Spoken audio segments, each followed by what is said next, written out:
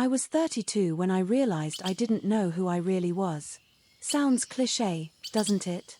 But that was my truth on that rainy March evening when I sat on the floor of my one-bedroom apartment in Kiev, surrounded by lists.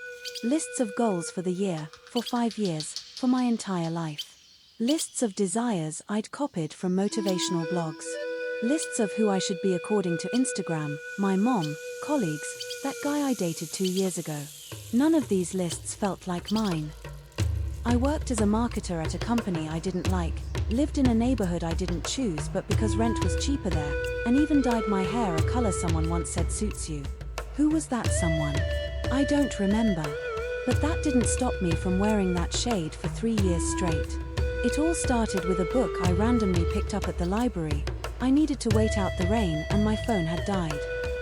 A journal of self-reflection. The title seemed pretentious, but I was trapped between the psychology and self-help shelves, so I didn't have much choice. The first pages irritated me. The author suggested writing answers to 3 questions every evening. What did I feel today? Why did I feel this? And what does this say about my true needs? It seemed like nonsense for people with too much free time. But that evening, among my alien lists, I thought, what do I have to lose, really? I grabbed an old notebook and started writing. What did I feel today? Tiredness, emptiness, fear. Fear that my life was just slipping away, and I was just an extra in it. Why did I feel this? Here I got stuck. Started writing about work, about my boss, about not making it to the gym. But something pushed me to dig deeper. I felt this because not a single thing I did today was my choice. I was reacting to expectations, following other people's scripts, playing a role I never auditioned for. What does this say about my true needs? And here I cried. Because for the first time in many years, I understood. I had no idea what my true needs were. The first week of practicing self-reflection was hell. Every evening I'd sit down with my notebook and face how disconnected I was from myself. I didn't know if I liked my job, it seemed like I should. Didn't know if I wanted children, everyone says it's time. Didn't even know what coffee I liked, just always ordered a latte because it was a safe choice. But somewhere in the second week, something shifted. I wrote, today I felt satisfaction when a colleague asked me to help with a presentation. Not because it would boost my status, but because I was genuinely interested in exploring the topic. That was the first glimpse of the real me. I started noticing patterns. It turned out I felt alive when learning something new, when diving into details, when I could teach someone. That I wasn't drained by people in general, but by superficial conversations about nothing. That I didn't dream of a big apartment downtown, but of a cozy balcony where I could read in the morning. A month later, I made my first decision in years that came from within.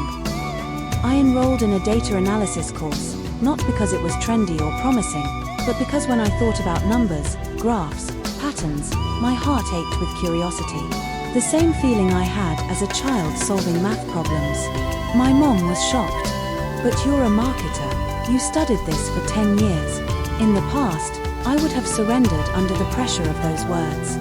But now, after evenings of honesty with myself, I could say, Mom, I studied this because I was told it was a good profession. But I never asked myself if I wanted it. Self-reflection didn't make my life perfect overnight. I still work as a marketer. I need money for those same courses. I still live in the same apartment.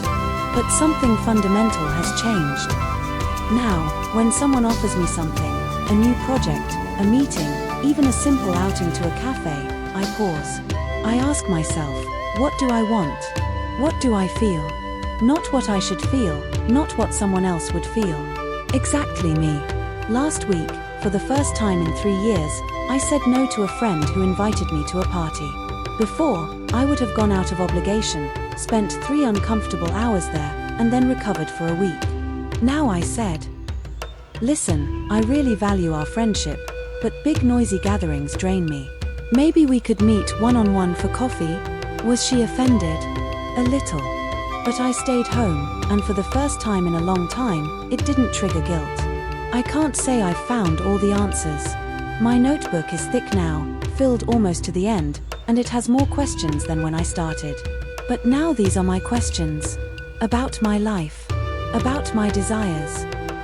Yesterday, rereading my entries, I saw a phrase from the first week, "I don't know who I am." And below it, a month later, in different handwriting, more confident, "I'm starting to find out." And even later, quite recently, I feel like I'm on the right path. Not because I'm going where others push me, but because for the first time in my life, I'm walking. Self-reflection isn't a magic pill that solves all problems. It's more like a mirror I finally dared to look into. And although the reflection doesn't always please me, sometimes scares me, it's real. And that's already a starting point. A real starting point. Mine.